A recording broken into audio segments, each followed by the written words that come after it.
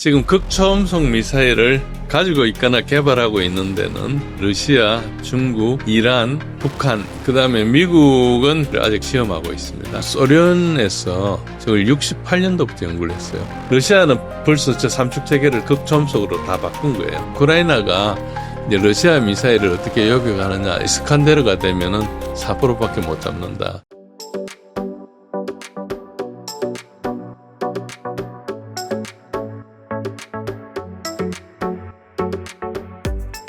교수님, 미국과 나토군이 러시아의 미사일 기술, 특히 극초음속 미사일 기술과 굉장히 비교할 때 떨어진다고 하는데, 이게 사실인가요? 예, 사실입니다. 사실이고요. 그러니까 러시아 지금 극초음속 미사일을 가지고 있거나 개발하고 있는 데는 러시아, 중국, 이란, 북한입니다. 북한이 실전 배치는 아닌가 그거 시험은 몇 번 한 걸로 이렇게 지금 알려져 있습니다. 확인은 불가능한 사항이지만은 어쨌든 그렇고요. 이란은 쏘았고요. 이란은 이스라엘 쏘았어요. 그리고 이제 그다음에 미국은 극초음속 미사일을 아직 실전 배치가 안 돼 있고 시험하고 있습니다. 그리고 러시아 이제 중국도 몇 개 있고요. 극초음속 미사일 러시아가 가진 것만 볼게요. 네. 러시아는 일단 이제 이 킨잘이라는 것은 공중 발사 미사일입니다. 이제 4,300km고 사거리는 2,000km 가고 마하 10으로 가고 이제 이거는 이제 INS 그러니까 관성 항법 장치로 가는 거고요. 이게 2017년도 전력화를 했어요. 극초음속 미사일 만들 거기 핵탄두를 하겠죠. 그러니까 이제 이게 그렇고 두 번째는 SM-22 지르콘이라는 해상 발사 대함 미사일을 작년에 전력화했습니다. 재작년이군요. 재작년에. 이거는 1000km를 가고 마하 9 정도 됩니다. 이건 해상 발사니까 잠수함에서도 발사할 수 있는 거예요. 그러니까 여기에도 핵탄두를 장악하면은 SLBM이 되는 거죠. 이 잠수함에서 발사하는 건 멀리 갈 필요가 없어요. 잠수함이 숨어서 그 근처까지 가면 되니까. 그렇죠. 그렇고요.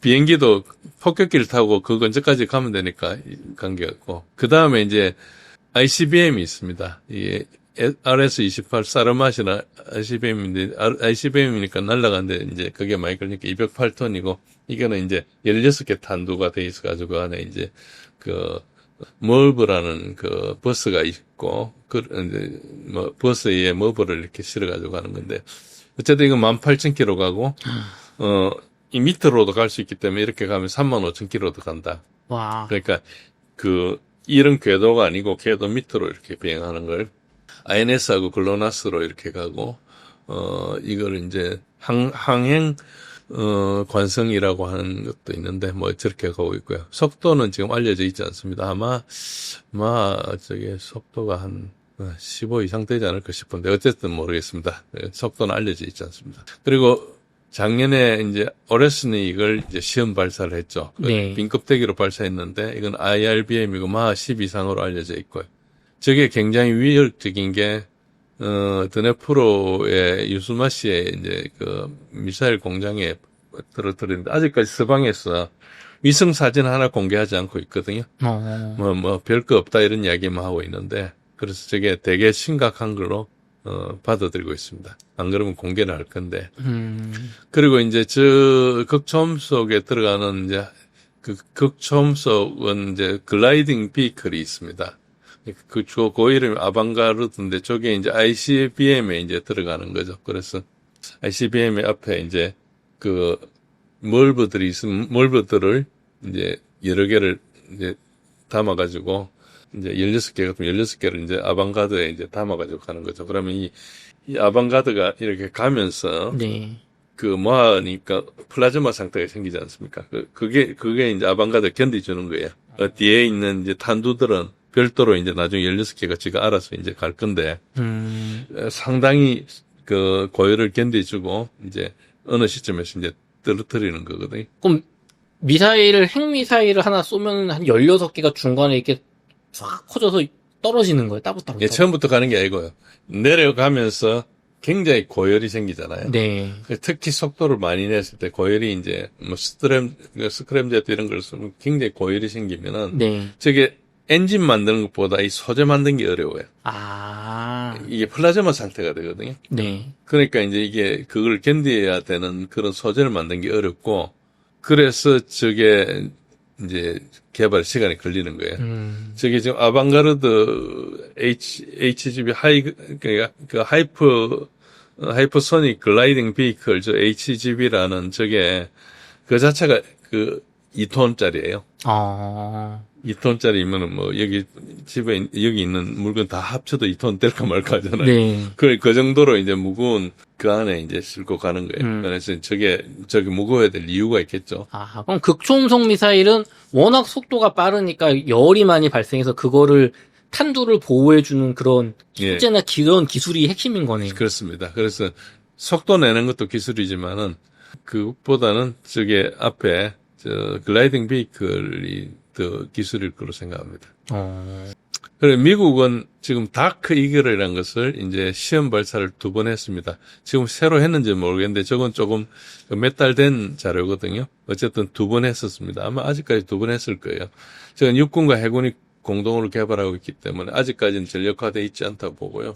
뭐 빠른 시간에 전력화를 하더라도 어떻게 되는 거니까 공군권은 없잖아요. 네. 그러니까 이제 공군 버전을 또 만들어야 되겠죠. 즉 핵을 다 가지고 있으면은 핵 미사일에 우리가 3축 체계를 ICBM, SLBM, 그다음에 전략 폭격기 이렇게 부르고 있거든요. 네. 러시아는 벌써 저 3축 체계를 다 하이퍼소닉 극초음속으로 다 바꾼 거예요. 아, 그 다음에 지금 오레소닉이라는 걸 만들어 가지고 저건 ILBM 네. 지금 중거리 무기 협정을 이제 트럼프가 2019년도에 이제 탈퇴하면서 저게 아무것도 없는 상태가 돼 있는데 일단 러시아는 미국이 만들 때까지 안 만들겠다 하고 저것도 이제 시험 발사를 한 거예요. 그러나 이제 저거 하나로 뭐 엄청난 위력을 발휘하죠. 저거 가지고 핵무기 없어도 핵무기 역할을 할 겁니다. 아마 핵무기를 쓰면은 공멸하기 때문에 핵무기는 사실 겁주는 용도로밖에 못 쓰잖아요. 네. 그런데 저거는 이제 실제 쓸 수 있는 거죠. 핵이 아닌데 핵과 다름없을 정도로 파괴력이 세다. 그러니까 비행장 하나는 그냥 날릴 수 있어요. 오레스닉 저게 던들 달면은. 제가 그래서 그때 날렸을 때 다음 시험 발사는 어디 할까? 영국이 가지고 있는 키프로스의 비행장을 날릴 것 같다. 그런 걸 제가 한번 블로그에 올린 적이 있었는데 어쨌든 뭐 그거는 재미로 올린 거고요. 그러면 지금 러시아 아까 얘기해 주실 때 극초음속 미사일 러시아, 중국, 이란, 북한이 실전 배치하거나 북한은 이제 뭐 테스트 단계라고 하셨는데 아니 근데 이게 미국이 이제 겨우 전력화 테스트 단계라는 게 잘 이해가 안 돼요. 이렇게 중요하고 좋은 전력이면 미국 정도 되면은 당연히 갖고 있어야 되는 거 아닙니까, 교수님? 아닙니다. 저게 저 소련에서 저걸 68년도부터 연구를 했어요. 소련 시절에. 네. 그러다가 이제 저게 2017년이라 그러지만 사실상 저기 전력화가 되기 전이지 시험 발사는 훨씬 전부터 했거든요. 네. 저게 본격적으로 개발된 게 지금부터 한 18년, 17년 전, 최소한 15년 전 정도 2010년도부터는 개발했다고 봐야 됩니다. 지금 킨자리 2017년도에 전력화가 됐잖아요. 네. 그러면은 저게 아마 개발 시작하고 한 20년은 걸려야 저게 보통 되거든요.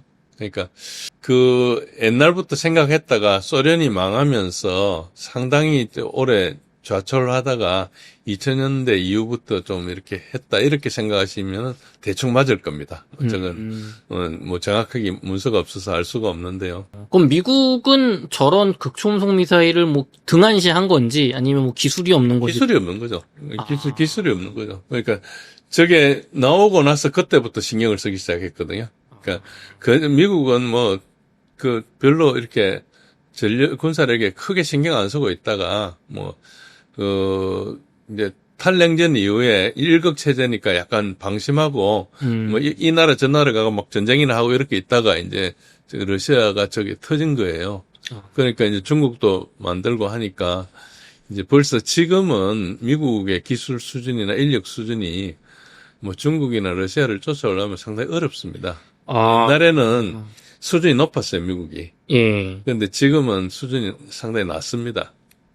생각해 보시면 우리나라에 해군 배를 못 만들고 우리나라에 오겠다는 거 아닙니까? 거기에 그쵸. 이제 뭐 여러 가지 그 전투 체계나 뛰어난 기술들은 아직도 미국이 많이 가지고 있지만은 네. 기본적으로 배 만들고 하는 인력이 없다는 거거든요. 그러니까 그게 왜 없겠어요? 배를 안 만드니까 없는 거잖아요. 그쵸.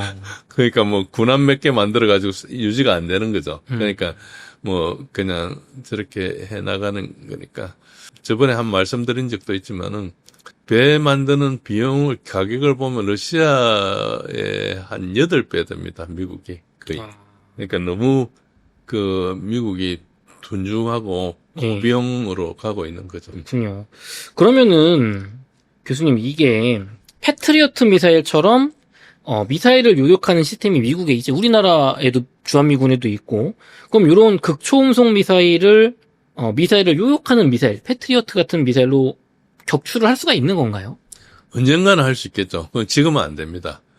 이게 어떻게 생각하니까 그 우리 패트리어트나 이런 것들이 속도가 한번 볼까요? 이제 속도가 어느 정도 되는 거 하니까 어디에 마 5 정도 되거든요. 네. 마 5짜리가 마 10짜리를 쫓아갈 수 있겠어요. 속도가 반밖에 안 되는데. 그러니까 갈 수는 있죠. 운이 좋으면은 잘 네. 맞추면은 가는데 이게 뭐하고 같은가 하니까 축구를 할 때 네. 축구를 하거나 농구를 할 때 내가 막 드리블 해 가는데 네. 느린 수비수가 그걸 막을 수 있겠어요? 그쵸.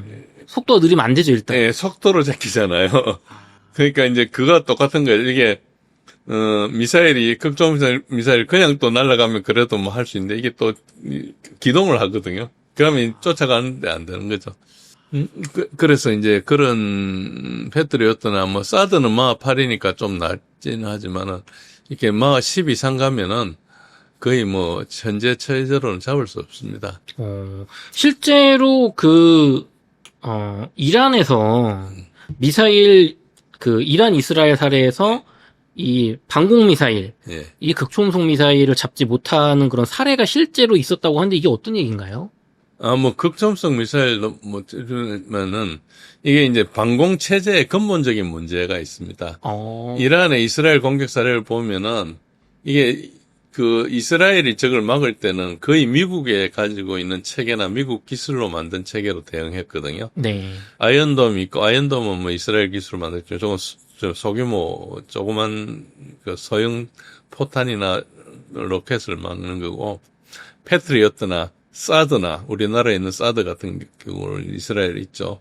이제 미국이 가져가기도 이지스 체계 함정에 있는 겁니다. SM-3 미사일이고 에로우 2, 에로우 3 그리고 데이비드 슬링 저게 이스라엘이 가지고 있는 방공 체계가 엄청납니다. 그러니까 거의 뭐 모든 걸 다 가지고 있는데 저것도 미국의 기술을 가지고 한 거나 미국 거를 가지고 있거나 이렇거든요. 그런데 문제가 뭔가 저게 다 고비용 구조예요. 패트리어트 포대 하나에 뭐 1조 이상 하거든요. 포대라는 것은 중대예요, 중대. 네. 몇 경우는데 1조 이상 하는 거죠. 그런데 이제 어떤 공격을 하는 거, 세츄레이션 어택이라 해서 이제 예를 들어서 이렇습니다. 2024년 4월 13일 날 시리아에 있는 이란 대사관을 다마스커스에 있는 이란 대사관을 이스라엘 폭격을 했어요. 네. 그거에 대한 보복 공격으로 4월 13일 날 이란이 이제 미사일 공격했는데 어떻게 했는 거니까 드론 170개 그리고 그 순항 미사일 한 30여 발 탄도미사일 120발로 이렇게 했어요. 탄도미사일도 뭐 좀 옛날 스타일 미사일로. 골란 고원에 발사를 했습니다.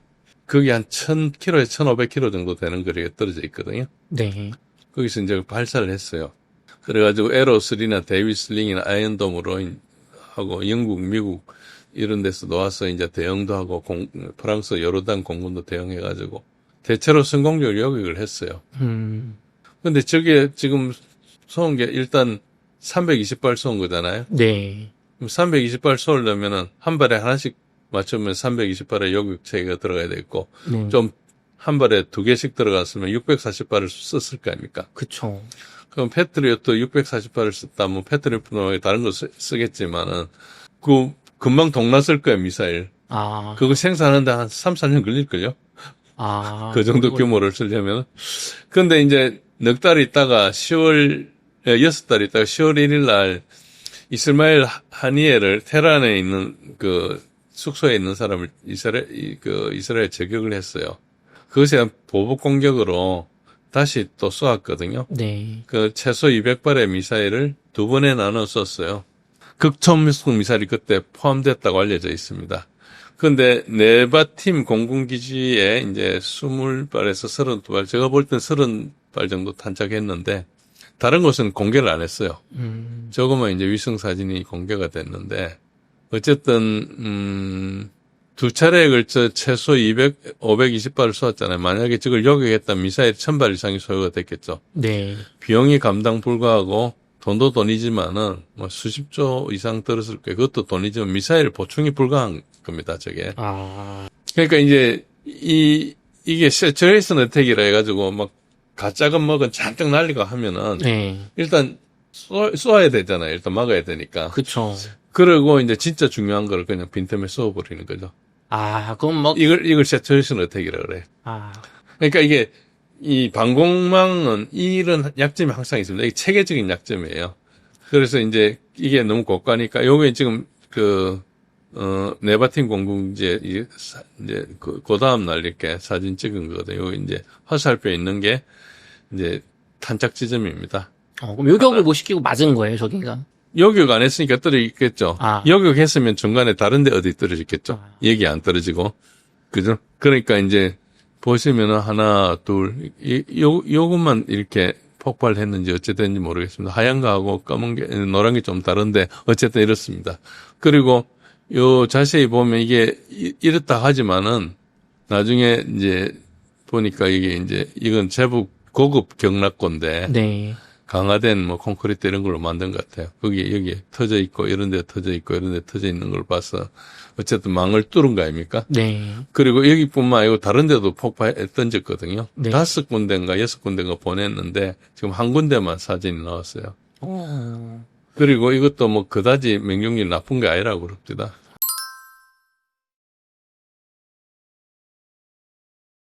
어쨌든 그렇습니다. 그러면은 결국에는 근본적으로 미사일을 요격하는 방공 체계는 돈이 많이 들고 몇 번 하면은 이제 미사일이 바닥나서 방어할 수가 없게 되는 체계적인 약점이 있는 거예요. 그래서 이제 그 방공이라는 것은 항공도 있고 그 미사일도 막아야 되고 하는데 어쨌든 그 체계적인 약점을 좀 극복해야죠. 그래서 뭐 별거 아닌 거를 빨리 가려내는 뭐 어떤 인공지능을 개발하든지 소프트웨어를 개발하든지 해가지고 별거 아닌 것들은 그냥 이렇게 뭔가 일식식별해가지고 교전을 안 하고 아끼어야 되는 건데 너무 비싸거든요. 고가로서 미사일들이 너무 비싸요. 근데 많이 생산하면 싸질는지는 모르겠습니다. 어쨌든 그런 문제가 있어가지고 시스템적으로 방공이라는 게 없을 수는 없는데 네. 저게 진짜 어려운 문제가 되는 거죠. 너무 비싸니까. 아, 그렇군요. 그러면은 러시아 같은 경우는 미국과 달리 방공 시스템이 미국보다는 비용 대비 효과가 좋다고 하는데 어떤 차이점이 좀 있나요? 뭐 약간 싼 것도 있고요. 성능이 좀 우수한 것도 있고 그렇습니다. 일단 미국은 패트리어트 아시죠? 패트리어트가 보면은 뭐 팩2는 항공기용은 멀리 쏠 수 있습니다. 그런데 이제 탄도미사일은 멀리 쏠 수가 없어요. 원체 빠르기 때문에 네. 멀리 가는 사이에 다 끝나거든요. 그래서 짧고요. 팩3는 이제 탄도미사일인데 35km에서 60km 사이 교전을 하고 이건 마하5입니다. 그래서 극초음속 미사일은 전혀 안 되고요. 보통 이제 탄도미사일은 다 요격할 수 있죠. 사드는 200km 거리 150km 고도에서 교전하고 마하8입니다. 한국하고 괌하고 이스라엘에 배치해 놓고 있죠. 그리고 네이섬스라고 이제 단중거리 그 대공 미사일인데 이거는 25에서 50km 정도 가는 거고 어벤져라고 하는 것은 휴대용 스팅어 미사일 이런 걸 보시면 한 8km 가는 거고요. IM 쇼레드라 해서 이동용 이건 스트라이크 부대에 있는 거고 뭐 그 스팅어 헬파이어 이런 것들이 묶여져 있는 거예요. 30mm 대공포까지 있는 거고 그래서 이제 복합 그 방공 체계로 보면 됩니다. 그래서 요거는 이제 지상 부대를 보호하기 위해서 네. 한 5km 내지 10km 대공포는 이렇게 가고 그런 거죠. 이지스 시원하다시피 이제 SM3 이지스 하면 실는 것은 이제 땅에 하는 거죠. 요거는 한 2,500km 가는 거고 SM-6는 240km, 이거는 대공도 쓰고 대함도 쓰는 건데, 이건 배에 장착하는 거고요. 어쨌든 이지스 어쇼어는 루마니아와 폴란드에 배치하고 있죠. 그래서 러시아는 저게 저기 핵탄두를 실어가지고 공격할 수도 있다. 그래서 저게 방공 무기가 아니라는 주장도 하고 뭐 여러 가지 주장하고 있습니다. 그건 주장이니까 모르고요. 아이언돔은 이제 아까 말한 좀 작은 거, 대로켓, 대포병, 대드론 이렇게 좀 작은 것들을 이제 요격하는 거, 속도가 안 빠른 것들이죠. 네. 미 해병대가 2개 포대를 가지고 있습니다. 그것 말고는 다 이스라엘이 있고요. 이 미사일 방어 체계 특징은 지금 현재까지는 한 체계당 미국은 하나의 미사일을 가지고 있습니다. 한 체계당 하나의 미사일을 이제 러시아는 좀 달라요. 러시아는 훨씬 많고요, 종류가. S-400이 있고, S-400이 현재까지는 가장 최장거리고 가장 좋은 겁니다. 대공은 400km까지, 대탄도탄 60km까지, 고도로는 30km까지 가고요. 마 12까지는 굉장히 빠르죠. 그리고 이제 미사일이, S-400의 미사일이 3가지가 있습니다. 그러니까 S-400 시스템에 미사일 3가지가 있어가지고, 초장거리일 때는 40N6이라는 저 미사일 쓰고, 중거리는 48N6라는 걸 쓰고, 단거리는 9M96이라는 저 미사일을 씁니다. 그래서 하나의 체계에 미사일이 3가지 종류가 있는 거죠. 그래서 굉장히 이제 위협별로 다양하게 할 수 있는 거고, 아까 사드나 이런 것들은 자기 교준 범위가 딱 있어, 그 하나로 써야 되는데, 네. S-400은 벌써 저게 400km, 60km, 30km 사이에 다 쓸 수 있는 거잖아요. 그리고 이제 그것보다 짧은 거리도 미사일을 가지고 할 수 있는 거고, 중국하고 인도하고 터키에 지금 수출돼 있죠. 그리고 S-300은 S-300, V3, S-300 여러 버전이 있는데, 저 V4나 VM을 기준으로 이야기하면, 저건 장거리고, 좀 옛날 구형입니다. 그래서 대탄도탄을 기본적으로 합니다. 그래서 대공은 물론 400km까지 가지만 비싸니까, 네. 탄도탄의 경우에 하는 거고, 요거는 이제, 탄도탄의 경우에 100km까지 가고 37km 고도까지 높이는 올라가는데, 이제 S-400이 더 우수한 거라 보시면 되고요. S-350이 있습니다. 중거리고 이건 120km 하는 건데 미사일이 똑같이 아까 9M96 S-400에서는 E2 버전 이걸 쓰고 저것이 이제 S-350이 우리가 가지고 있는 청붕2 그걸로 이렇게 하는 기본 기술이다 이렇게 생각하시면 돼요. 그 외에 이제 이동형 중거리 셈이 북M3라는 게 있고 또 단거리 고기동 방공하는 게 토르 M2라는 게 있고요. 판찌르 S1, S2가 있고 저거는 이제 방공포하고 미사일이 결합형되어 있는 거고요. 그러니까 같은 레이더를 잡으면서도 여러 가지 위협을 이제 동시에 할 수 있는 거죠. 미사일 쏠 수도 있고 방공포로 쏠 수도 있고. 그리고 이제 9K331 토르나 이런 것들은 이제 궤도형 단거리 셈이다. 그리고 S500이 있는데 저건 지금 개발하고 있고, 러시아 모스크바 근처에 배치를 했다는 설도 있는데 확인이 안 되고 있습니다. 저거는 이제, 600km까지 가고, 탄도탄일 경우도 500km까지 가고, 200km 이상, 200km 이상 올라가면 외기권이죠. 저까지 이제 고도로 올라갈 수 있는 그런 거고요. 그 다음에 이제 휴대용 미국의 스팅어 같은 그런 이글라 S라는 게 있습니다. 그래서 보병이나 차량용으로 사용하는 그런 게 있습니다. 러시아는 보시면은 훨씬 다양하고, 그리고 한 방공체계에 여러 종류의 미사일이 있는 경우가 많기 때문에 조금 굉장히 융통성이 있죠. 그래서 러시아는 이제 전략급, 작전급, 단거리, 전방어 이런 식으로 해가지고 다층 방어 전략을 가지고 있고요. 그리고 이제 시리아나 우크라이나에서 검증이 됐고 굉장히 복합적인 효과가 있어서 어떤 경우는 이제 판치르 같은 경우 드론에 좀 취약한 게 드러났고 S-400은 이제 좀 손실의 위험이 있어서 우크라이나에서 사용하지 않고 있다. 제한돼 사용하고.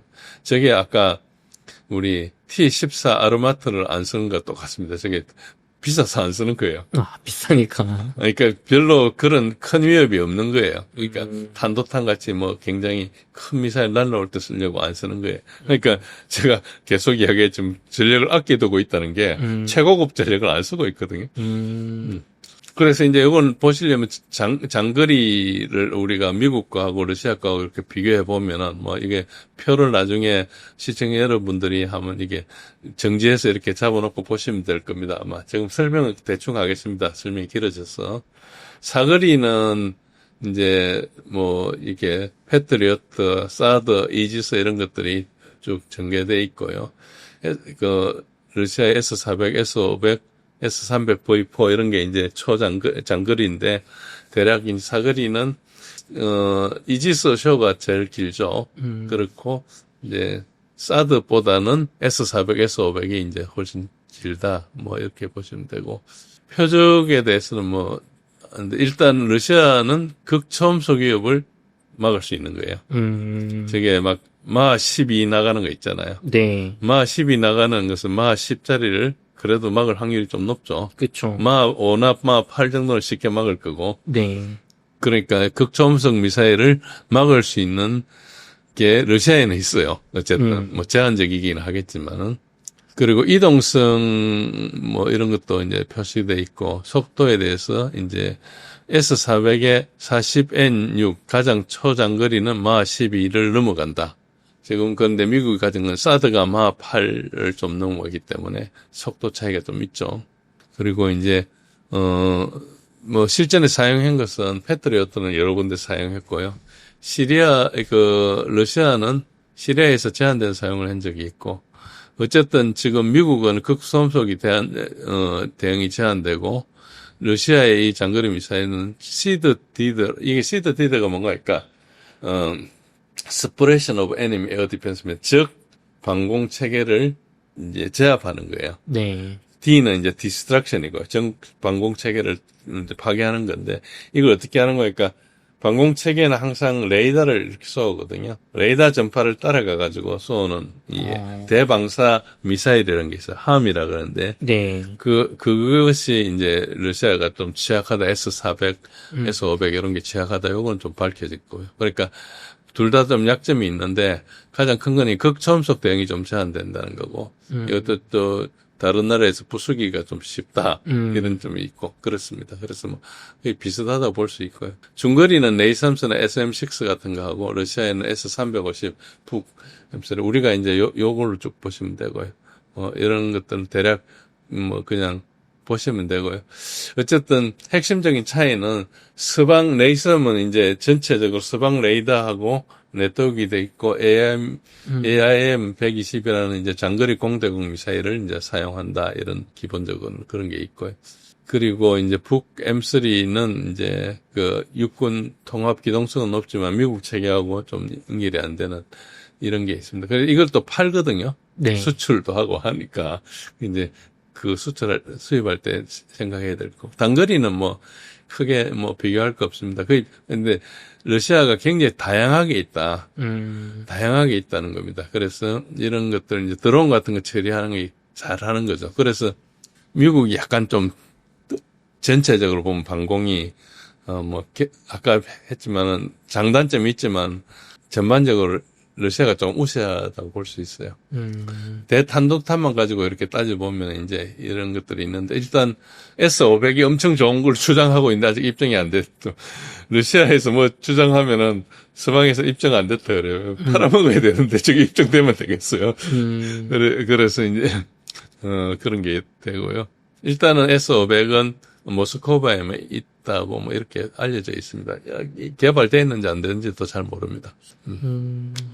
이제 미국과 러시아의 주요 약점은 뭔가, 그러니까 미국의 쌤들은 이제 통합성과 신뢰성이 우수한데, 이제, 그리고 그 미시드가 러시아의 쌤을 위협 가능하고, 그리고 러시아의 쌤은 굉장히 다양성이 많고, 장거리 교전이 가능하고요. 그리고 S400과 S500이 좀 더 우세한 걸로 보입니다.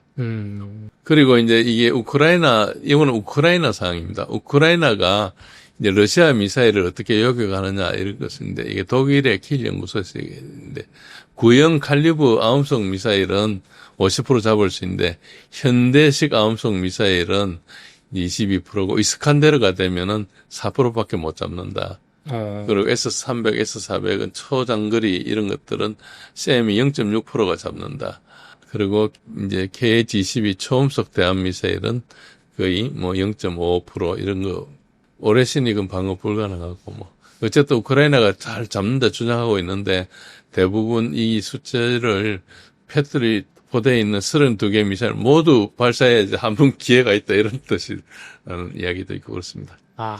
예. 그러면 현실적으로 저게 방어가 잘 안 되겠네요. 돈도 너무 많이 됩니다. 들고. 지금 그게 극초음속 미사일이 아닌 그리고 이제 이스칸데르 같은 미사일도 방어를 못 합니다. 이스칸데르가 이 단거리 미사일이거든요. 탄도 미사일이기도 하고 순항 미사일 버전도 하기도 하는데 이게 이제 자기 쓰는 건 500km까지 이게 단거리 미사일 그러니까 INF라 해서 중거리 미사일 이제 금지 협정을 하면서 500에서 5,000km 차이 있는 미사일을 다 폐기해버렸어요. 미국하고 러시아가. 다 소련 시절에 다 폐기했죠. 폐기를 하면서 이제 그 다음 만드는 거 500km 미만으로 만드는 거예요. 500km 미만으로 만들든지 아예 ICBM 만들든지 이렇게 만드는 거예요. 중거리를 없애버렸으니까. 그런데 저렇게 만들었는데 어쨌든 저게 상당히 이제 우수하고요. 이스칸데르 M은 자체가 쓰고 E는 이제 엑스포트 수출용으로 280km만. 저거는 MTCR 미사일 기술 통제 체제가 있어요. 그건 이제 국제 협약인데 미사일 기술을 다른 나라에 수출하려면은 일단 사거리 300km 이하, 탄도 중량 500kg 이하만 수출할 수 있어요. 그래서 이제 수출용으로 만들다 보니까 280kg로 만들었고요. 탄도 중량도 낮게 해서 이렇게 하는데 이게 왜 어려운 거 하니까 비행 방식이 굉장히 복잡해가 여기가 안 됩니다. 발사 단계부터 이제 회피 기동을 할 수 있어요. 그리고 주공 비행도 하고 종말 단계에서도 올라갔다 내려갔다 멋대로 할 수 있어요. 그러니까 그 직선으로 날아가는 게 아니에요. 예, 직선으로 가지 않습니다. 이게 같이 탄도인데도 이게 기동을 할 수 있는 걸 쓰기 때문에 그래서 여기에 급은 어디하고 같은 거 하니까 어택컴스하고 같거든요. 네. 어택컴스는 그냥 탄도로 날아가는 거고 전술 탄도 미사일인데 이것은 이제 기동을 하니까 어택컴스보다 이스칸데르가 훨씬 좋은 거죠. 그래서 맨날 이스칸데르한테 깨지는 게 영상에 자주 나오죠. 그래도 이게 탄도미사일이라서 4% 100발 쏘면 4발은 잡을 수 있다는 거죠. 근데 지금 방공 무기 체계가 이제 없어가지고 더 이상 못 잡을 겁니다. 다 떨어져 버린 거죠. 교수님, 우리나라가 그 과거 불곰 사업을 통해서 러시아의 좀 군사 기술을 좀 받아들인 게 있잖아요. 네. 천궁2가 이런 대공 미사일인데 한국식 패트리어트로 불리면서 지금 중동 수출이 잘 되고 있습니다. 근데 이게 사실은 미국 기술보다는 러시아식 요격 기술이 들어가 있다고 하는데 좀 궁금합니다. 예, 이게 이제 보시면 왼쪽이 천궁2고요. 오른쪽이 이제 S350입니다. 그런데 이제 패트리어트는 경사형이거든요. 미사일이 이렇게 삐딱하게 누워 있어요. 네. 그런데 이거는 수직형이죠. 발사대가. 그러니까 이제 똑같은 거죠, 시스템이. 잘 보시면은 밑에 있는 유압 장치나 이런 거는 좀 다르지. 그러니까, 비슷한 것 같아요, 딱 봐도. 예. 굉장히 비슷하게 생겼죠. 그래서 기본적으로 저게 LG 넥스원에 저게 써놨어요. 러시아 회사 알마자 엔티사와 파켈 기술을 사용한 것이다. 그러니까 정확하게 말하면 한국형 S350이죠. 한국형 S350인데 이제 한국형 패트리어트라 하면 이제 좀 브랜드 가치가 있는지 모르겠는데 S350이 패트리어트보다 나을 것 같은데요. 그래서 하려면 한국형 S350이라 하는 게 맞을 것 같은데 어쨌든 한국형 패트리어트라고 누가 쓰기 시작해가지고 그걸 쓰는 것 같아요. 이거는 우리 순전히 러시아 기술, 물론 우리 기술도 들어갔죠. 러시아 기술을 기본적으로 그 바탕에서 이렇게 하는 거고요. 그러면은 네. 러시아가 기본적으로 미국보다 이런 미사일 분야에서 소련 시절부터 결코 뒤처지지 않았고 오히려 더 뛰어난 부분이 있었던 건가요? 그러니까 보시면은 아까 지상 무기들, 최신 무기들을 금방 해결해 버렸잖아요. 네. 그러니까 러시아가 저력이 있는 거예요. 전자전이 뛰어나고요. 그리고 이게 방공도 순 레이더 기술하고 이제 엔진 기술이잖아요. 그러니까 잘 보면은 러시아가 좀 가난할 따름에 이제 기술이 훨씬 뛰어나요. 그러니까 특히 지금 아마 충격받으셨을 건데, 근데 시청자 여러분 충격받으셨을 거예요. 극초음속 미사일 보면 상대가 안 되잖아요. 그쵸. 러시아는 핵무기를 다 극초음속 미사일 삼축 체계를 다 갖출 수 있어요. 그런데 미국은 아직 시험하고 있거든요. 저게 러시아처럼 되려면 한 20년은 걸릴지도 몰라요. 10년은 걸릴지, 뭐 언제가 걸릴지 모릅니다. 그러니까 차이가 많이 나는 거죠. 그러니까 제가 군비 경쟁에서 패했다는 이야기가 그냥 하는 그런 이야기가 아니에요. 저는 다 입증할 수 있는 거고, 상당히 입증을 했죠. 지금 오늘 이야기 안 한 게 해군밖에 없어요. 그쵸. 예. 공군도 물론, 전투기 부분은 이야기 안 했는데, 그것도 물론 전투기 숫자는 미국이 훨씬 많습니다. 훨씬 많지만은, 그것도 결국은 스텔스에 들어가는 거잖아요. 스텔스하고 이제 그 다음에 슈퍼 크루즈니 이런 이제 소위 말 5세대 기술 이런 걸 가지고 따져야 되는 그런 건데. 좋습니다. 교수님 이어서 마지막으로 예. 미국의 어떤 전쟁에서 경제적으로 도저히 승리할 수 없는 비효율적인 나눠먹기식 방산 구조에 대해서 마지막 5부에서 나눠보도록 하겠습니다.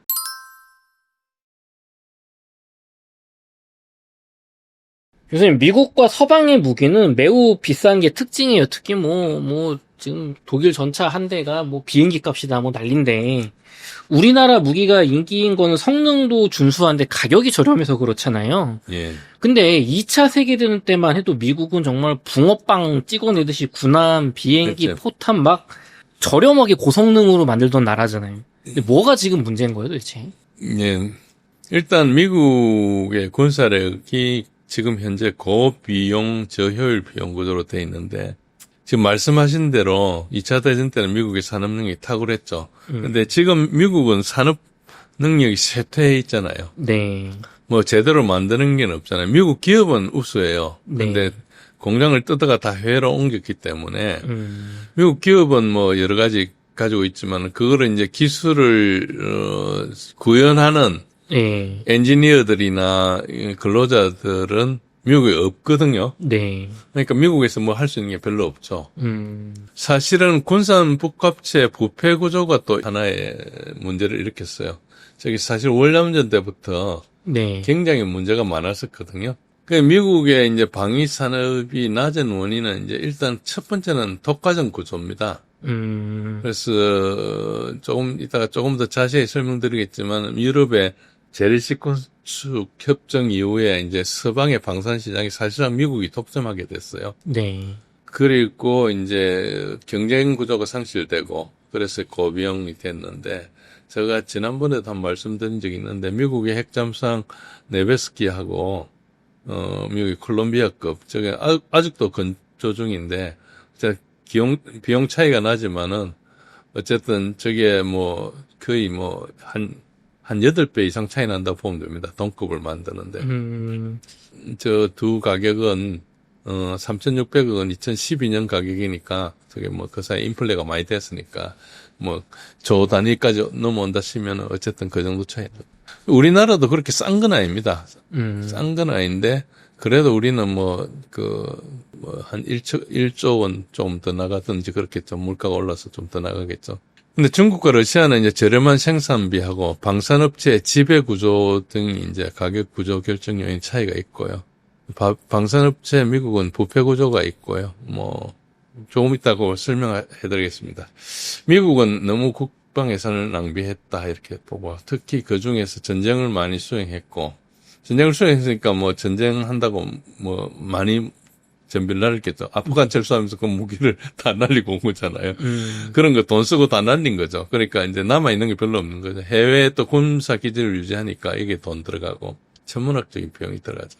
문제 시발이 이제 재래식 무기 감축 협정입니다. 일단 저게 이제 평화 배당금 개념이기도 하고, 네. 이제 냉전이 끝났으니까 나토하고 바르샤바 조약 기구가 이제 더 이상 싸우지 말자고 된 거예요. 네. 그래가지고 CFE라는 걸 합니다. 저게 90년도에 먼저 시작하고 발효는 92년도 발효를 하는데 한번 들어오면 이제 무기한 효과가 있는 거죠. 탈퇴하면 다른 거지만은 탈퇴하기 전까지는 이제 가입하는 거죠. 일단 나토 회원국과 바르샤바 조약기구 간에 비준을 했어요. 그래서 대서양에서 우랄 산맥까지, 그러니까 미국, 캐나다를 포함해서 우랄 산맥까지 이제 한 거예요. 그래서 불가리아, 체코 뭐 저런 소련 국가가 했는데 소련이 저거 나고 나서 이제 다시 분해가 되니까 네. 그 분해된 나라들이 이제 쭉 들어갔고 그래서 저기 들어간 나라도 있고 안 들어간 나라도 있고 그렇습니다. 예를 들어서 발틱 상부는 저기 빠져 있고요. 벨기에하고 나토 국가들 다 들어가 있고 그다음에 이제 러시아가 2007년도에 이제 중단을 합니다. 그리고 그 이유는 이제 조지아, 몰다바의 군대 철수 관련해서 좀 문제가 생기고 해가지고 그렇고 미국의 유럽 미사일 방어계 미사일 방어한다면서 이제 그 부시 대통령 때 MD 뭐 이런 거 엄청 했거든요. 그거에 이제 반대하면서 얘기했고 발트 상국은 소련에 있다가 지금 나왔는데 왜 빠지느냐 그거는 그죠. 그런 걸 이유를 들어가지고 러시아가 이제 일단 중단했어요. 중단하고 미국은 2023년도에 중단하고 홀란드, 그리스, 포르투갈, 특히 벨라루스 작년에 중단했어요. 그리고 러시아는 이제 전쟁을 하면서 탈퇴해버렸어요. 그리고 저 CFA라는 것은 여러 버전이 있습니다. 그 이후에 CFA 1A, CFA 2, 어댑티드 CFA, 뭐 3D 이런 것도 있고요. 이제 바르샤바 조약기구는 해체되지만 CSTO라고 해서 그 구소련 간에 이제 구소련 국가들 간에 좀 맺은 것들이 있거든요. 이런 것도 있고 좀 복잡해졌는데 실제로 러시아가 탈퇴한 상태라서 뭐 저게 지금은 의미가 없는 상태가 됐는데 어쨌든 내용이 뭔가니까 양쪽 진영 모두 보유 상비수를 제한해가지고 밑에 있는 숫자처럼 했고 그 밑에 상비 전력은 또 숫자를 더 제한했어요. 그래가지고 이제 해군을 대상을 제외하고 이제 이런 육군하고 공군 이런 숫자를 제한했는데 이걸 제한하게 되니까 어떻게 되는 거니까 숫자가 확 줄어버렸어요. 그러니까 이제 유럽은 방산업체가 거의 없어지고요. 뭐 방산업체가 있긴 있는데 굉장히 고비용으로 나가죠. 물량이 얼마 없으니까. 네. 그렇게 나가고 미국은 미 국방부가 주도해가지고 강제적으로 그 한 100개 그 정도 되는 업체들을 그 중에 이제 핵심 업체들 한 51개가 네. 주요 업체 5개로 이렇게 압축이 됩니다. 지금 저기 있는 우리가 아는 항공기 만드는 회사들 있잖아요. 네. 저기에 달아보면 됩니다. 주요 업체가. 락히드 마틴, 보잉, RTX는 레이시온이 변해가 RTX가 된 거고요. 노스롭 그루만, 그리고 이제 밑에 제너럴 다이나믹스 이렇게 이제 바뀌었다고 보면 됩니다. 그러니까 이제 미국은 큰 나라인데도 이렇게 되고 유럽은 전반적으로 축소하고 나니까 항공기를 만들어도 몇 대를 못 만들잖아요. 그쵸. 그러니까 그 연구개발비가 그 대수에 다 나누게 해야 되는데 그러니까 굉장히 비싸지는 겁니다. 그쵸. 그래서 라팔, 유로파이터, 뭐 스웨덴의 사버를 만든 그리펜 이런 것들은 수량이 적으니까 엄청 고가가 되는 거예요. 결국은 미국 걸 사는 거예요. 그러니까 작은 나라는 미국 걸 사고 그래도 방산업체가 있는 나라는 고비용이 좀 자기 나라 걸 사주고. 그러니까 이제 우리나라에도 팔아먹으려고 엄청 노력했죠. 네. 우리가 사기만 하면은 좋은데 우리는 문제가 우리가 사고 나면은 저 비싼 비용을 우리가 다 덤쳐 써야 되는 뭐 이런 게 있으니까 머뭇거리다가 결국은 미국 걸 사는 거예요. 미국이 그래도 싸거든요. 그러니까 전투기 시장은 사실상 미국이 독점하고 있는 거죠. 네. 우리가 이제 뭐 조금 끼어들고는 있지만은 뭐 미국하고 비교될 시장은 지금 아니고요. 그래서 현 시점에 미국 방산 구조는 이제 이 독점 구조 때문에 생긴 겁니다. 그래서 이제 미국의 가장 그 혁신을 주도하는 것은 민간 회사인데, 네. 민간 회사가 참여를 못 해요. 그러니까 미국의 방산이 거의 독점으로 갑니다. 오른쪽에 이게 CSIS 만든 그래프인데요. 보시면은, 네. 이제 여기 X축이 연도고, Y축이 점유율이랄까요. 그렇다 치면은, 네. 80년대, 90년대 중반까지만 해도 이게 이 민간 회사들이 한 7, 80%를 차지하고 있었어요. 예. 그러다가 이제 90년대 이거 회사를 다 팔아가지고 이쪽으로 다 줍니다. 5개 회사에. 그러가니까 이제 이 민간 회사들은 이제 다 빠지는 거죠. 뭐, 다 빠지니까 얘네들은 10% 미만을 줄어들었고, 여기 이제, 항공 이런 거 전문하거나, 네. 뭐 국방 전문하는 쪽이 이제 계속 커지는 거죠. 뭐 레이더도 만들고 비행기도 만들고 온갖 거 다 하는 이런 회사들이 이제 커지는 거예요. 그러니까 이 5회사가 나눠 먹는 거죠. 그러니까 이제 트럼프가 뭐라 했는가 방산 회사가 너무 적어서 협상이 안 된다 그랬어요. 그러니까 이제 이 고비용 구조를 가지고 있는 겁니다. 그럼 부패 구조가 있어요. 네. 부패 구조가 이게 불법이라는 뜻이 아니고 부패 구조인데요. 이 왼쪽의 그래프가 F-35 비행기를 만드는데 있는 일자리입니다. 네. 이제 10만 명당 이제 일자리 수예요. 그래서 10만 명당 50보다 작으면 이렇게 50에서 100 사이 이렇게 이제 5단계로 나눴네요. 그 보시면 여기는 이제 좀 많죠. 네. 나머지 적고 그런데 다 있는 거죠, 다. 흰색이 없네요. 예. 그러니까 무슨 말인가 하니까 이게 의회와 동행을 50개 주의 일자리를 제공하는 거예요. 그러니까 의원들은 자신 지역구에 일자리가 오니까 이 물건 이거 사자 그러면 사줘야 예산을 줄 거 아닙니까? 그렇죠. 그리고 의원들은 이 기부금을 주죠. 그리고 로비도 하고 사성장군 퇴역 사성장군의 80%가 방산업체 이사진이죠. 로이드 오스틴이 대표적인 거였고요. 이 이야기를 아이젠하워 대통령이 어릴 때 이야기했어요. 그래가지고 군사법제가 끊임없이 전쟁을 일으킨다. 이런 이야기를 했고요. 어쨌든 다음에 한번 이 영상을 찾아보시기 바랍니다. 링크를 걸어놨으니까. 부패구조 흐름이 어떻게 되는가 하니까 이제 펜타곤이 있잖아요. 네. 그 사람 국회의원입니다. 이제 군사 소위 이런데 이제 국방 예산을 다루는데 소위인데 미국의 예산은 국방 예산이 제일 크니까. 그렇죠. 그래서 이제 이 사람이 이제 돈을 이제 펜타곤한테 예산을 배정하잖아요. 네. 국회에서. 그러면은 펜타곤이 그 돈을 가지고 업체에 이제 돈을 주겠죠. 만들으라고. 네. 그럼 업체는 이제 우선 자기 그 각 주별로 그 생산 기지에 이제 생산비를 주겠죠. 네. 그리고 이 로비 자금 기부금을 주겠죠. 이 사람이 이제 정치 기부금을 받아야 될 겁니까? 네. 그러니까 이제 합법적으로 줄 수 있어요. 그래 받고 여기서도 어쨌든 뭔가 이제 이 사람한테 돈을 주겠죠. 이게 끊임없이 돌아가요. 부패구조 무한 반복이죠. 지금 얘기했던 이 순서가 1, 2, 3, 4인데 1, 2, 3, 4, 5인데 그러니까 이제 이 사람은 계속 재선출이 되는 거예요. 미국은 이제 아무리 선거를 해도 의원이 안 바뀝니다. 맞아요. 가끔 보면은 막 우리나라는 3선 의원이면 이제 많이 하는 축인데 이쪽은 막 6선, 8선 막 계속 있더라고요. 예, 죽을 때까지 안 바뀝니다. 그러니까 그리고 이게 이러니까 의원이 안 바뀌죠. 이게 다 합법이에요. 합법인데 부패죠. 그런데 이제 불법도 하는 거죠. 국방부는 역사상 한 번도 감사를 통과하지 못했어요. 회계 감사를. 그래서 작년에도 5년 내에 뭐 이렇게 통과해 보는 게 이제 목표를 정해놓고 이렇게 하고 있어요. 그러면은 계속 불법이 나오는 거예요. 감사할 때마다.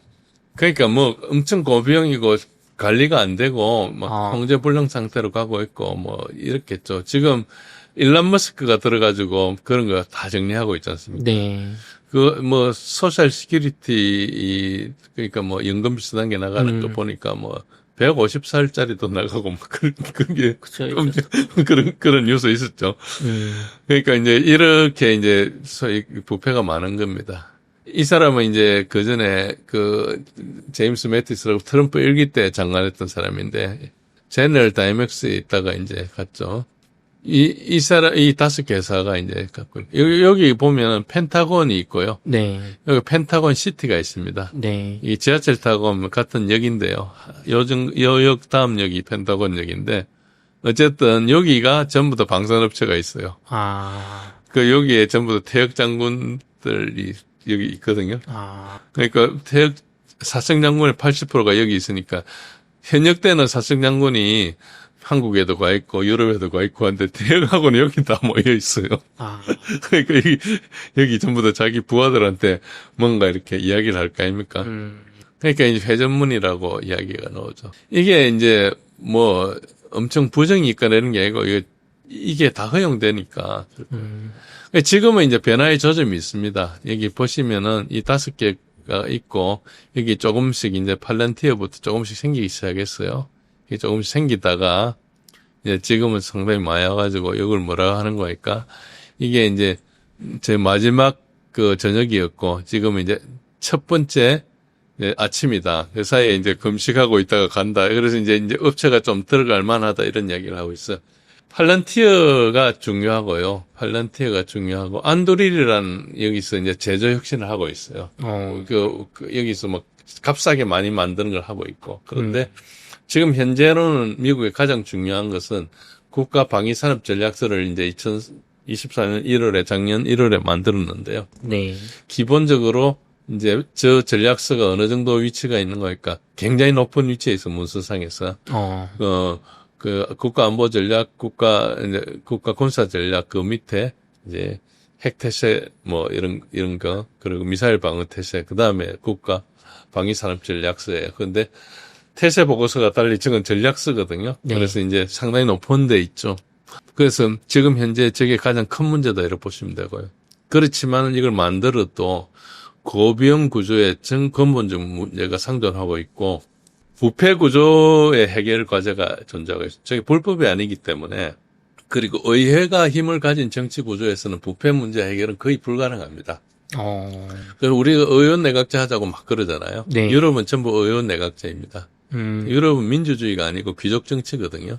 그래서 유럽이 부패가 심하고요. 일본도 부패가 엄청 심합니다. 일본은 가끔 드러나지만은 일본은 거의 세습 체제고 네. 권력이 안 바뀌거든요. 자기 의원을 하면 아들까지 뭐 손자까지 다 합니다. 아베 총리도 그랬잖아요. 그러니까 이걸 아무도 거론하지 않죠. 그러니까 그 정도로 이제 저기 부패 구조라는 게 이제 미국도 대통령제지만 사실 보면 의회가 힘을 다 가지고 있어요. 그래서 이제 뭐 헥세스 같은 신임 국방장관이 여러 가지 개인적인 자질이나 지략이나 이런 것도 필요한데 지금 현재로는 그럴 수 있는지는 모르겠습니다. 그러나 이제 일단은 방향은 잡고 있거든요. 근데 자기를 보잘 인재가 필요한데 좀 파악이 좀 곤란하고 얼마 전까지 국방 예산을 5년간 8%씩 도합 이제 거의 40%에 해당하는 금액을 절감할 거라고 전망했는데 26년 회계년을 보니까 예산 1조 달러를 돌파했더라고요.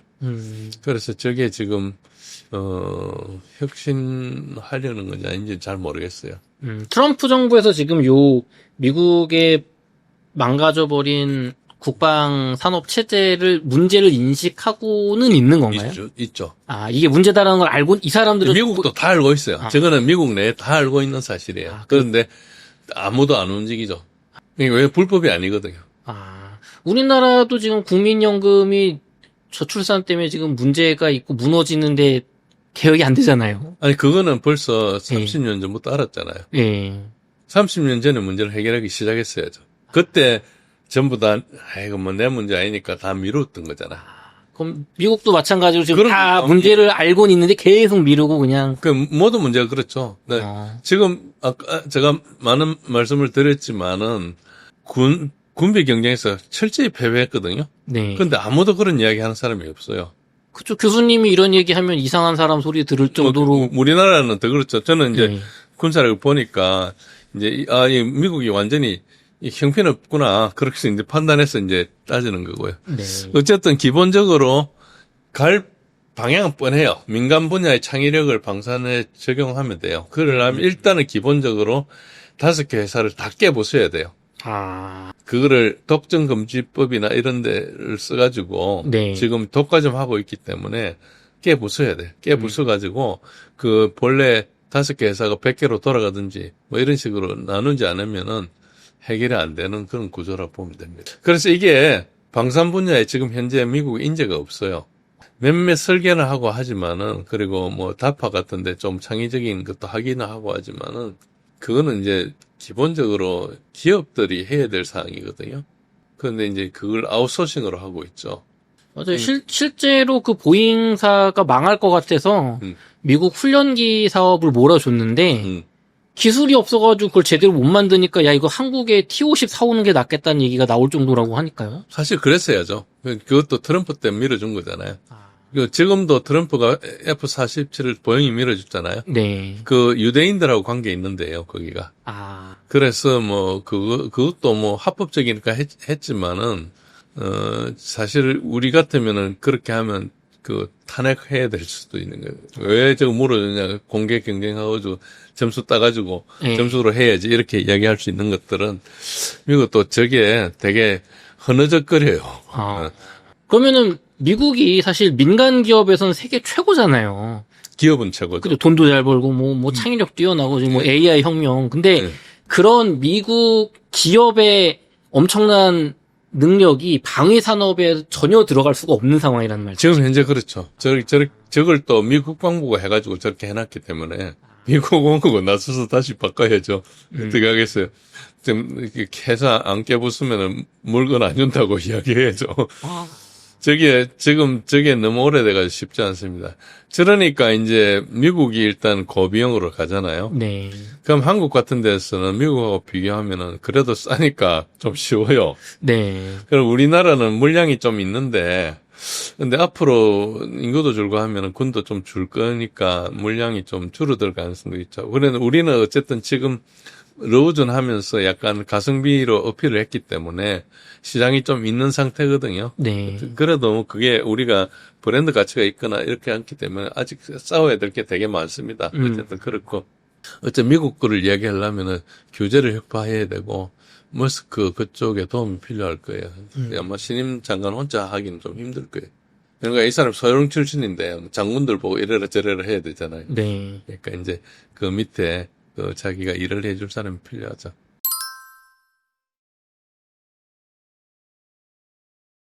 그럼 하나만 더 여쭤볼게요, 교수님. 그 중국이나 러시아는 이런 미국이나 유럽 같은 독과점 체제 혹은 고비용 저율 구조가 전혀 아닌 거예요.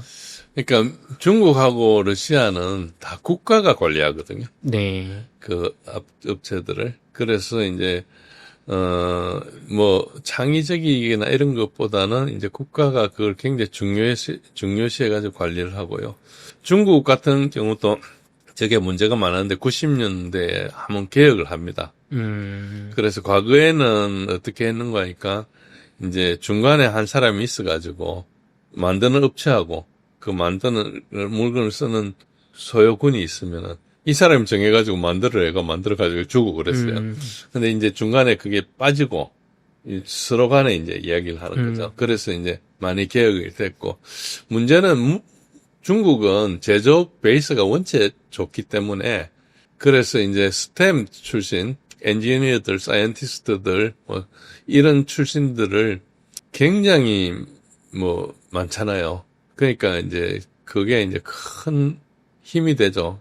중국은. 그래서 중국은 나라가 망하지 않은 이상은 저게 크게 될 가능성이 큽니다. 지금은 아직까지 이 기술이 좀 미국보다 좀 떨어지긴 하지만은 원체 많이 만들고 하면은 기술이라는 게 금방 따라잡죠. 기술이 그냥 생기는 게 투자한 만큼 나오는 거잖아요. 네. 좋습니다. 그러면 이제 끝으로 우리나라의 이제 방산 산업은 미국의 이런 사례를 보면서 무엇을 좀 반면교사로 삼고 노력을 해야 될까요? 예, 이제 가성비인데 저게 이제 어떻게 우리가 되는가? 일단 규모의 경제가 크고요. 네. 가성비가 높다는 것은 업체 입장에서는 고혈을 짰다는 거예요. 그러니까 그거는 또 우리가 90년대부터 방산 비리를 계속 강조하니까 이제 투명해진 게 있죠. 네. 그런 게 있어서 이제 그게 있지만 어쨌든 그 덕분에 지금 수출길이 좀 열렸거든요. 그러니까 이제 그동안에 방산업체는 좀 고생을 했지만은 고생한 보람을 좀 찾는 거죠. 그래서 기본적으로는 가성비는 계속 유지해야 된다. 우리 예산도 모자라고. 그렇지. 그러니까 가성비를 유지하면 수출해서 조금, 우리가 수출하면 우리 군도 이익을 보거든요. 네. 그래서 국방장관이 하는 첫 번째 업무가 방산 수출하는 거잖아요. 그래서 다니면서 이제 하면은 이제 그러니까 n분의 1이 n이 커지면은 우리가 이제 그 비용이 절감되는 거예요. 예를 들어서 보라매 같은 KF-21 같은 거 하고 나면은 지금은 120대인데 인도네시아 사주고 다른 나라 좀 사주고 하면 그게 200대, 300대 되면 이제 사업성 자체가 달라지는 거죠. 네. 그러면 이제 굉장히 이제 좋아지는 그런 거죠. 그런 거고요. 그렇지만은 중화학공업 때문에 생겼다. 우리가 중화학공업을 육성해가지고 생겼는데 그래서 이제 민간 분야하고 방산이 동반 성장했는데 나중에 좀 성장하고 나니까 방산이 크게 돈이 안 되니까 이제 지금 한쪽으로 좀 몰아주잖아요. 하나 이런 데서 네. 그렇게 하고 있는데 사실은 거기도 사업도 잘하지만 중화학공업의 베이스가 관계 있고 그래서 베이스가 사라지면 고병 부조로까지 밖에 갈 수가 없다. 그래서 이제 국방비 증가는 한계가 있으니까 자체 시장만으로 언젠가 한계 복잡하니까 이제 지금 키리트인 수출로 비용 구조 분산을 노력해야 되고, 핵심은 방산 분야의 우수한 엔지니어를 확보하고 유지할 수 있느냐 관건이거든요. 그래서 이번 기회에 많이 이제 인재들을 좀 확보할 수 있으면 좋겠고, 아직도 관이 주도하는 방위산업 형태거든요. 그래서 R&D 같은 데서 좀 완전 경쟁과 성과 보상 이런 걸 해서 관료적 형태를 초월하고 조금 혁신을 좀 해야 된다. 그리고 뭐 책임 소재 분야는 우리나라가 좀 잘 되기 때문에 뭐 그걸 잘 따지는지는 모르지만 어쨌든 그 절차나 이런 건 많이 있거든요. 그래서 좀 투명하게 하고 있고, 핵심 기술에 대해서 과감한 투자를 해야 되는데 돈은 없으니까 이제 선택과 집중을 해야 되겠죠. 그래서 이제 거기에 이제 많은 지혜가 필요하고, 그리고 우리가 이제 이때까지는 기술이 서방이나 미국이나 나토 같은 데 있는 기술을 따라잡기 식으로 했어요. 네. 근데 우리가 이제 선도형 성장을 해야 될 때가 이제 곧 오고 있거든요. 그럴 때 이제 기획 능력이 필요하고, 그래서 이제 그런 게 있고, 인구 출세가 줄어드니까 엔지니어도 감소하니까 거기에 대비해서 이제 앞으로 스템 분야를 육성해야 돼요. 그래서 학생들 중에 스템 쪽으로 많이 비중을 늘려야지 되는. 그게 결국 핵심은 인재인데, 인재가 없으면 안 되고, 미국이 아무리 노력해도 인재가 없잖아요. 네. 그러니까 지금 그것 때문에 부딪히는 거죠. 그렇습니다. 지금 우리나라 인재들은 다 의대로 빠지고 있습니다. 20몇 년째 그렇죠. 네. IMF 이후에 좀 그분들이 잘못 판단하는 건데 어쨌든 좀 뭐 국가적으로 그렇게 움직이니까 그렇지. 그렇습니다. 그럼 끝으로 저희 웅달책방 시청자분들을 위한 예. 한 말씀 마무리해 주시면 감사하겠습니다. 예. 오늘은 무기 체계하고 군사력에 대해서 말씀을 드렸습니다. 뭐 이야기 쉬울 수도 있고 어려울 수도 있는 이야기인데요. 무기는 굉장히 많고 복잡해가지고 밀매들이 잘하는 경우가 많습니다. 저는 네. 무기 자체보다는 군사력 관점에서 이게 전쟁에 어떻게 결합되고 활용하는지 이런 것에 대해서 중요시할 필요가 있고요. 그래서 뭐 전쟁이 아니니까 좀 재미는 없을 수 있는데 지금 현재 일어나고 있는 사실들을 파악하는데 좀 도움이 되게 말씀을 드렸고요. 그리고 이제 뭐 아까 여러 가지 전차나 이런 것들이 사실상 최고의 스펙이지만은 전장에서 활용하지 못하는 그런 것도 있고, 러시아는 40톤대 전차를 사용한다는 거, 이게 되게 중요한 사실입니다. 그리고 군사력 비교를 통해 가지고 군비 경쟁에서 미국이 러시아에 패배했다는 제 주장이 좀 설득력이 있었기를 기대합니다. 그래서 뭐 그 돈이나 국방비나 이런 외국을 보지 말고 구조를 이렇게 봐야 되고, 물론 러시아나 중국도 부정부패가 다 있습니다. 뭐 그게 없다는 얘기가 아니고, 그건 이제 언론에서 잘 파악할 수 없어서 좀 못될 뿐이지 그렇고요. 그러나 전반적으로 보면은 가격이나 비용으로 나타나는데 거기 보면은 이제 제가 말씀드린 게 좀 설득력이 있었기를 바라고, 조금 더 공부하고 싶으면은 제 블로그 진제일의 군사력 이야기를 찾아주시면은 오늘 뭐 말씀으로 못 드린 내용들이 조금 더 있을 수 있고, 그러니까 같이 공부하는 그런 기회가 됐으면 좋겠습니다. 네. 저도 오늘은 좀 마무리 인사를 드리고 싶은 마음이 있는데요. 네. 저희 웅달책방 채널에서 조회수를 가장 우선시했으면 교수님을 모시고 오늘 이런 인터뷰를 하지 않았을 거예요. 러브 전쟁, 뭐 협상 과정이나 네. 아니면 뭐 무기 미사일 막 뻥뻥 터지는 거 있잖아요. 그런 뭐랄까 밀떡들이 좋아하는 내용을 했겠지만, 오늘은 좀 우리나라 국익 관점에서 좀 우리나라가 미국을 반면교사 삼아서 조금 더 나은 방산 산업을 갔으면 하는 바람에 이런 인터뷰를 구성했으니까요. 시청자분들께서도 많이 좀 조회수를 올려주셔서 교수님 모시고 또 이런 좋은 시간 가질 수 있게 하셨으면 감사하겠습니다. 네, 이렇게 해서 진재일 교수님을 모시고 인터뷰를 나눠봤습니다. 긴 시간 동안 수고 많으셨습니다. 감사합니다. 감사합니다.